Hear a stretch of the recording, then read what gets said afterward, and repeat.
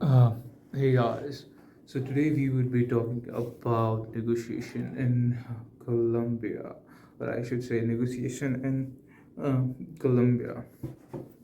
Okay, to begin with, so I'll just quickly go through the today's agenda. So we would be talking about the introduction, core values, factors influencing the negotiation, action plan one, action plan two, and conclusion.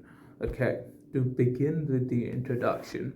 So we are going to understand how are we going to effectively communicate uh, with our Colombian friends or our Colombian counterparts in order to get best possible outcomes for all of us. So let's begin. I believe in order to understand negotiation of any country, it's really crucial that we understand what the culture of that specific country is. In case of Colombia, it is influenced by its indigenous people, Spanish colonial heritage, African heritage brought by slaves, and more recently, the immigration. The blend of the culture has created a rich and vibrant tapestry that manifests in the cultural aspects of Colombian life, including language, music, dance, food, religion, work, whether it could be private businesses or corporate work. So here is how it is all going to impact. It is all going to have a significant impact in our negotiation while dealing with our Colombian counterparts. Moving forward, we would be talking about the core values. So let's begin with the core values. The first one being the norms and values. So, norms and values. When interacting or negotiating with the Colombians, we need to understand that they value their relationships a lot. So, building a trust and rapport is essential before negotiation begins. Colombians prefer to do business with people that they know. According to the Hofstede cultural analysis, Colombia tends to have higher power distance, indicating respect for hierarchy, which basically means that the certain decisions in negotiation could be easily influenced by somebody with higher authority or who is senior in an organization. Another interesting thing is Colombian prefers to be flexible and are open to creative outcomes.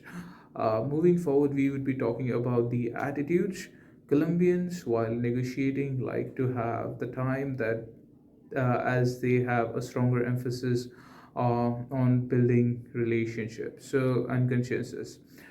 So while building a negotiation or while having a good negotiation with Colombians, we cannot really rush things. They also come in with very optimistic approach while doing the negotiation, as they believe that mutual beneficial agreements can be reached through collaborations and compromises. Moving forward, we have communication style. So to begin with the communications, I just got to know that according to the Ofsted Cultural Framework, the Colombia is having the high context culture, which basically means that Colombians tend to have a direct communication style as they rely on the context and other non-verbal cues that happen during the negotiation. So, whenever you are negotiating with the Colombian counterparts, you need to make sure that you are paying a subtle attention to the messages conveyed during the negotiation. In addition, I would also like to mention that the Colombians are pretty expressive. They may display their emotions during the negotiation. So, understanding and managing the emotions effectively is really crucial. Moving forward, we have decision making. Colombian culture values group harmony, so negotiation may involve multiple stakeholders. Most of the time, decisions are often made collectively. As I mentioned previously, because of the higher power distance, decisions could be influenced by seniority within the organization. Uh, Talking about the behavior, Colombians believe showing respect is really crucial while doing the negotiation. Should we need to be aware of? So we should be aware of using formal titles and observe cultural norms of politeness while we are dealing with our negotiation counterparts. So We also need to understand to be more flexible and willing to adjust the positions for the mutual benefits of the agreement. Moving forward, I would be talking about certain important influencing negotiating factors. First one being ethnic and cultural diversity.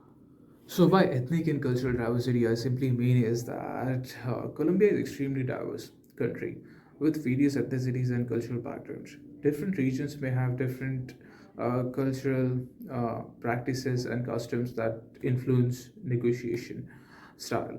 So, as a negotiator, we need to understand that need to understand those cultural differences, which can help us to build the genuine rapport and establish the trust with our counterparts for a diverse from a diverse background. Then we have collectivism and community values. Uh, Colombian society values collectivism, where decisions are made collectively rather than individualism. So basically, in negotiation setting, this means that the decisions may involve the input from various stakeholders within an organization or a committee. So negotiators should always be prepared to engage with multiple parties and work towards consensus building. Colombians like to invest their time in building relationships. So, as a negotiator, establishing personal connection, fostering a sense of collaboration and cooperation is really crucial. Lastly, we have flexibility and adaptability, which basically means that Colombian negotiators value creativity and innovation in problem solving.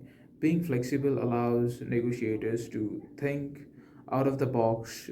Negotiator could adapt a mindset that is open to unconventional approaches and can lead to mutually beneficial outcomes. Colombians tend to follow a polychronic time where they are flexible with the meetings and other formal activities, so they don't really rush things. Moving forward, I would be talking about an action plan one, which is going to help us while doing the negotiation with our Colombian counterpart. So now I would be talking about the action plan one. Okay, the main objective of action plan one is, according to me, is to create a relationship based negotiation. So in a differentiation phase, what we could try to achieve is that we could try to establish a good rapport and differentiate your interests and priorities. To achieve that, what we could do is that we could start by building a personal connection with our counterparts, showing genuine interest in their cultural traditions and business practices, emphasizing on shared values and mutual goals to create a foundational trust. To achieve this, again, we need to schedule certain informal meetings or social gatherings, which should try to get them know on the personal level. We should listen actively to understand their perspectives, needs, and concerns. We must also share crucial information regarding our organization's value, capabilities, and objectives to demonstrate transparency and credibility. Moving on in exploration phase, what we could do is that we could try to identify the common areas of and explore potential solutions. We should also foster open dialogue and collaborative problem solving while in exploration phase. And to achieve that, we could do is we could conduct brainstorming sessions or generate creative ideas and solutions. We must encourage an active participation from all the parties and foster a supportive atmosphere where everyone feels heard and valued. Moving in exchange phase, here our main objective should be to reach on a mutually beneficial um, stage where both of the parties are getting advantages from the deal that we have done. So basically, it's kind of a win-win outcomes for both of the parties.